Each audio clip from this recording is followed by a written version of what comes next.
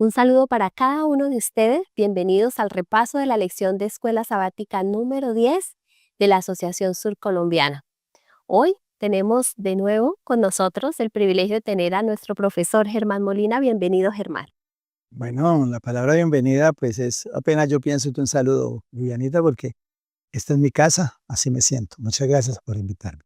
Muchas gracias, Germán. ¿Qué te parece si iniciamos nuestro repaso con una palabra de oración? Bueno, Padre Santo, Dios de amor, Dios de justicia, Dios de misericordia, te pedimos tu presencia y la presencia del Espíritu Santo en nuestras mentes y en nuestros corazones para que lo que digamos, Señor, sea para edificación nuestra primero y luego de los hermanos que nos escuchen. En el nombre de Jesús, amén. Amén. Bueno, en el estudio de este trimestre, el amor de Dios y su justicia se dejan ver en el desarrollo de ese gran conflicto cósmico que se está desarrollando, como estudiábamos la semana pasada. Y durante esta lección vamos a revisar cuáles son las reglas del conflicto que se ha establecido. Hay reglas en todo conflicto. Mira que en el colegio nosotros tenemos un pacto de convivencia, pero si tú miras en Colombia o a nivel universal, el mundial, la OTAN tiene sus reglas, la ONU tiene sus reglas, la OEA tiene sus reglas. Inclusive hoy ningún país puede sacar un arma nuclear sin que agreda de pronto una de las normas establecidas. Entonces, qué bueno saber que Dios también le puso reglas a este conflicto. Sí, Germán, sobre todo porque es importante saber, sobre todo cuando la crisis golpea nuestras vidas, que Satanás no tiene el control total, que Dios ha establecido unos límites a su poder y eso nos llena de paz y de tranquilidad. Bueno, mira, quiero que vayamos al versículo para memorizar. Eh, Dice la primera carta de Juan en el capítulo 3, versículo 8. Juan escribió 3 cartas y además escribió el libro del Apocalipsis. Juan tuvo el privilegio de escribir conociendo todo lo que ya habían escrito Pablo, Pedro, Santiago y pues obviamente fue revelación divina. Dice este versículo, ¿no? El que practica el pecado Y es del diablo. Ese que practica, la traducción debería ser el que vive practicando el pecado, vive practicando. Aquí no es muy fiel la traducción al griego, pero es el que vive practicando el pecado, el que permanece practicando el pecado, es del diablo. Y dice, porque el diablo peca desde el principio. Él fue el que se inventó el pecado para la humanidad. Y es desde el principio, y ese principio no es aquí en la tierra, ya sabemos la lección pasada, que ese principio es desde antes de la fundación del mundo. Ahora, para esto se manifestó el Hijo de Dios, dice el apóstol Juan.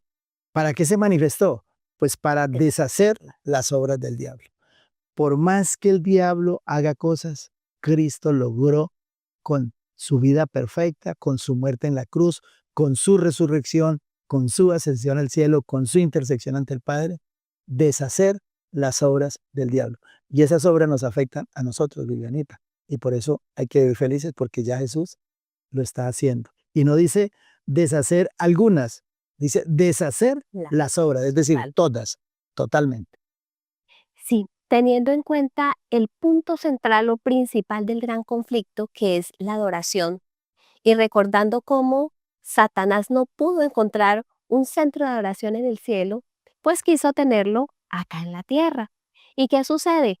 Vimos en el Antiguo Testamento, en cada una de sus historias, vemos a Satanás intentando ¿qué? Instaurar su centro de adoración a través de dioses paganos, a través de la idolatría, que era lo que más hacía sufrir al pueblo de Dios. Y realmente eh, allí, por ejemplo, en Primera de Reyes podemos ver a Elías con los profetas de Baal allí en el Monte Carmelo y desenmascarando el anhelo de Satanás de ponerse en el lugar de Dios para que le adoremos. Y podríamos hoy decir, bueno, pero ellos creyendo en esos dioses de piedra, de palo, pero sabemos que detrás de ellos estaban los espíritus malos, ¿cierto? Todos sus ángeles diabólicos y hoy en día no estamos muy lejos. Todo el Antiguo Testamento surgió así, el Nuevo Testamento y en nuestras vidas el enemigo también está diseñando su disfraz, el engaño. ¿Con qué nos pueden trampar hoy para robarse la atención de nosotros de Dios y para que esa oración que le debemos rendir a nuestro Dios no se la prestemos? Pero mira que triste es saber que ya no hay tanto, bueno, sí hay ídolos de madera, ¿no? Hoy en día, pues, hay muchos. Pero también hay ídolos de carne, ¿no? Y tristemente uno ve que una persona es capaz de dar mucho más que media de su vida para sentarse en VIP, en un palco o en el último puesto para asistir a un evento de uno de estos personajes famosos. Y bueno, también hemos convertido en ídolos el dinero, el trabajo, El es- el celular, el estudio. Porque todo aquello que le quite tiempo a la adoración a Dios, y no estamos hablando de fanatismo, estamos hablando de verdad, de sacar el tiempo para Dios, el que debemos darle, pues eh, se constituyen ídolos. Así es, hermano. Lo importante hoy es que entendamos la estrategia del enemigo. Eso nos va a ayudar a nosotros a desenmascararle de su disfraz y segundo, apropiarnos de las armas que Dios nos ha dado para vencer. Bueno, Vivianita, yo te invito a reflexionar sobre algo. Me llamó la atención ese título, Un ángel demorado, ¿no? Demorado. Me llamó la atención porque yo dije, "Bueno, ángel demorado". Y la demora, imagínate, la demora es una demora que me llamó a mí, pues, de manera impresionante, me llevó a pensar, muchas veces nosotros nos ponemos enojados con personas porque llegan tarde, pero no sabíamos qué les había pasado y los cuestionamos porque llegaron tarde. Y mira que Dios se estaba demorando. Este ángel Gabriel que había sido enviado por Dios no había podido cumplir su misión de ir a hablar 21 días de atraso y era que estaba peleando contra el príncipe de Persia, el mismo Satanás. Y hasta los ángeles necesitan ayuda porque Gabriel necesitó ayuda. Mira que el ángel Gabriel necesitó ayuda con todo su poder que lo pinta el profeta Daniel. Necesitó que viniera Miguel, que sabemos nosotros los adventistas que es el Hijo de Dios, ¿cierto? Jesús, y que viniera ahí a ayudarle para él poder ir a cumplir su misión allá. Eh, ¿Cuál era la misión? Una misión bonita, mira.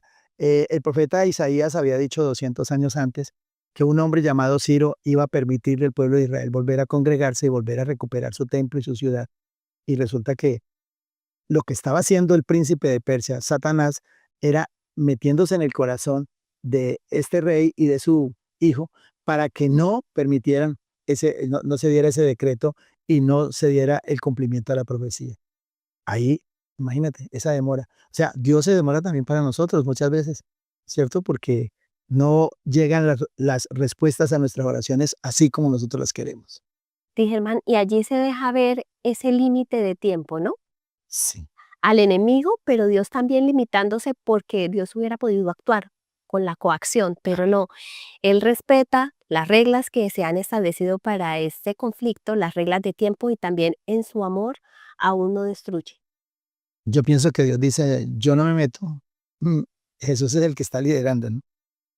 Sí, así es. Bueno, y ahora nos vamos del príncipe de Persia de Daniel al dragón del Apocalipsis. Nos vamos al otro libro profético y Que es el mismo tenemos, Satanás, ¿no? y es el mismo Satanás, y nos vamos allí a Apocalipsis 13, 1 y 2, donde dice, me paré sobre la arena del mar y vi subir del mar una bestia que tenía 7 cabezas y 10 cuernos. Más adelante, y el dragón le dio poder, el trono y la autoridad a esa bestia. Este dragón del Apocalipsis, que es el diablo, que es Satanás, que se opone a Dios y a los siervos de Dios, miramos cómo es tan usurpador y se quiere coger todo lo de Dios, todo lo quiere imitar. Aquí en este caso, quiere darle a la bestia, que no es más que un poder político, religioso, terrenal, le quiere dar lo que le pertenece a Dios, que es su trono, su poder Ah, y su autoridad. Pero sabemos que esa jurisdicción y ese poder está también que limitado por Dios, aunque se le dio a esa bestia boca para que hablara grandes blasfemias, esa autoridad solamente se le dio durante 42 meses, que multiplicado por los 30 días nos da los 1260 días, que equivalen a años. Entonces, Dios ha puesto esos límites específicos al conflicto y esos límites se han cumplido cabalmente. En la profecía, allí en esas líneas temporales proféticas, Jesús vino a la tierra, ¿cierto? Pasaron ya los 42 meses y Satanás por ello va contando. Nosotros deberíamos hacer lo mismo. Él sabe que le queda poco tiempo, por eso es que ha descendido con gran ira en este conflicto contra el pueblo de Dios. Lo que nosotros podemos tener con seguridad y con tranquilidad en nuestra mente es que Dios triunfará. Nosotros ya conocemos el final de este conflicto. Es muy importante que tengamos en cuenta esta maravillosa promesa. Bueno, yo quiero decirte algo, tú dijiste nosotros, ¿no? La iglesia adventista, que fue la iglesia remanente que Dios creó ahorita en los últimos tiempos, tenemos ese privilegio de entender las profecías. No lo tienen todas las iglesias y por eso vale la pena que revisemos esta parte. Y quiero llevarte, cuando hablando de límites, fíjate que tú hablaste del límite del tiempo, ahora hablemos de los límites que notamos en el caso de Job, ¿no? Job es el primer libro que se escribe de la Sagrada Escritura, lo escribe Moisés, y pues cuenta la historia de alguien muchísimo, mucho más antiguo que Moisés, cuando no había ningún libro de la Escritura Revelado. revelado en ninguna parte, no se había escrito absolutamente nada. La relación de Job con Dios era por fe y porque en la tradición oral él lo había conocido y había decidido que su vida se la iba a entregar a Dios y se iba a dedicar a él. Y entonces conocemos que en el cielo se da ese concilio, un concilio celestial. Un concilio es la reunión de muchos dignatarios. En este caso, los representantes de los diferentes mundos están ahí. Dios y Satanás llega, dice la escritura. Y Dios le hace una pregunta: ¿has visto a mi siervo Job? Y resulta que Satanás aprovecha ese momento para hacer una grave acusación contra Dios. Ah, no, pero es que ¿cómo no va Job a obedecerlo, Dios, si es que usted lo tiene cercado, protegido? Pues es cualquiera. Quítele lo que tiene y verá. Y entonces Dios da el primer límite. Bueno, listo, vaya, quítele todo lo que tiene, pero no me lo toque a él. Y va y Satanás hace todo y Job demuestra que sí es fiel a Dios. Y entonces viene el segundo límite. Viene el diablo y le dice a Dios: bueno, sí, está bien, pero es que desde que no le toquen a uno la piel, pues eso cualquiera, las cosas se recuperan, pero ven.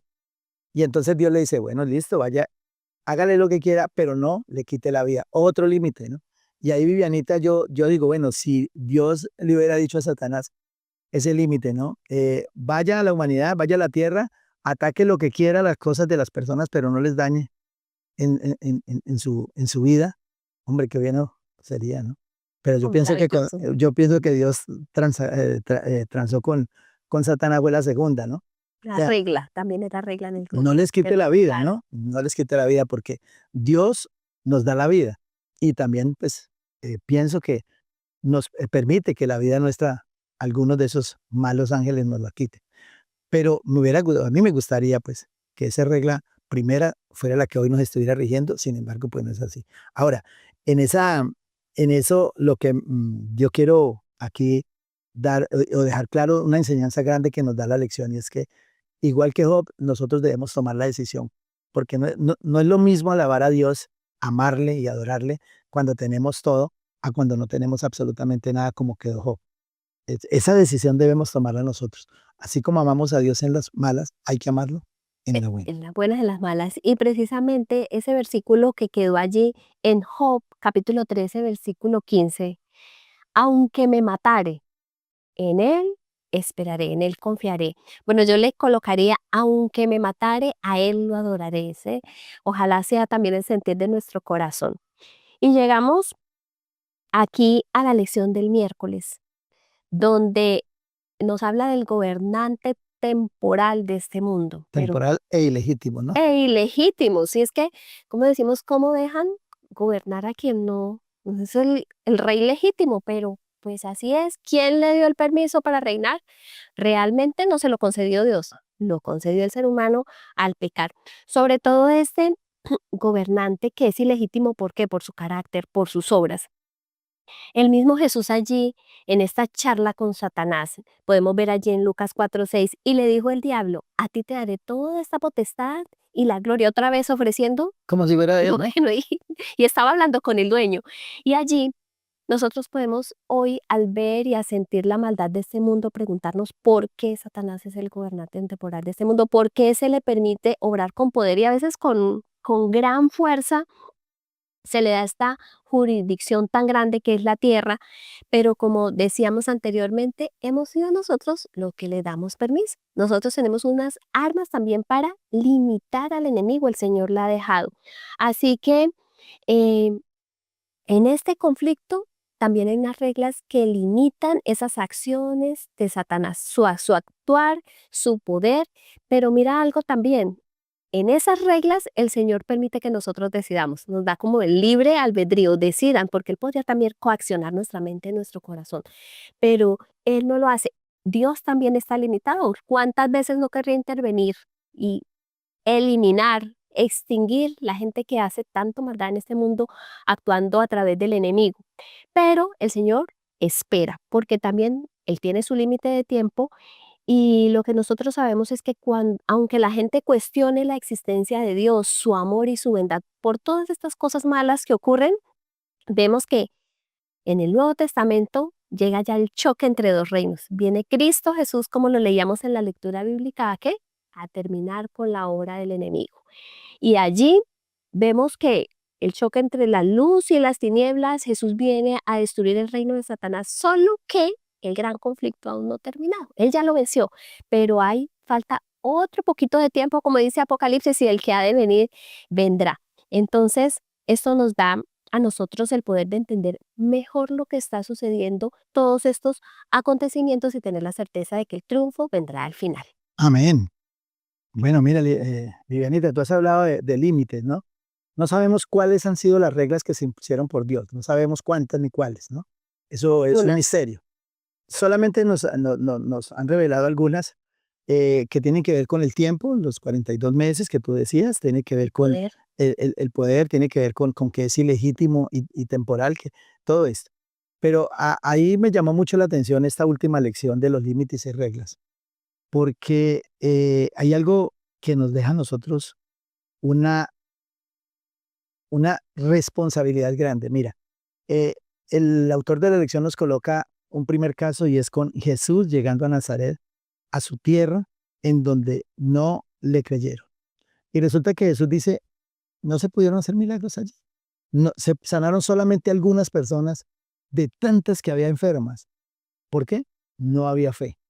Nadie o muy pocos creían en Jesús. Ellos querían que Él se mostrara como Mesías, pero por su propia cuenta. Y resulta que Jesús no actúa cuando no hay necesidad y cuando no hay fe de quien necesita. Eso me llamó mucho la atención. Y la segunda es que cuando los discípulos le preguntan a Jesús con relación al caso del endemoniado, Que del no joven pudieron. con un demonio fuerte, Jesús les dice, no, ustedes no pudieron porque para ese caso se requiere oración y ayuno. ¿Cuántas veces, Vivianita, cuántas veces nos ha pasado la primera parte? Nos falta fe. Le estamos poniendo nosotros un límite a la actuación de Dios porque resulta que el lazo que une nuestra necesidad con la voluntad de Dios es la fe. ¿Y cuántas veces nosotros hemos pedido queriendo que con una sola oración y sin haber nunca ayunado, ya se nos concedan los milagros? Vivianita, yo he entendido en mi vida y quizás en los hermanos que nos están mirando también lo hayan entendido en sus vidas. Los milagros de Dios nunca son porque sí. Todos los milagros de Dios están enmarcados en su propósito, en su gran propósito del plan de la salvación. Así es.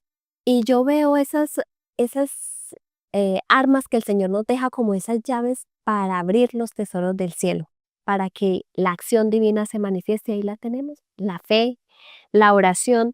Y cuando la cosa se pone bien difícil, yo quiero invitarlos para que siempre recordemos un versículo que llega a mi mente. Es Romanos 8:18. Mas tengo por cierto que las aflicciones del tiempo presente no son comparables con la gloria que nosotros muy pronto ha de manifestarse.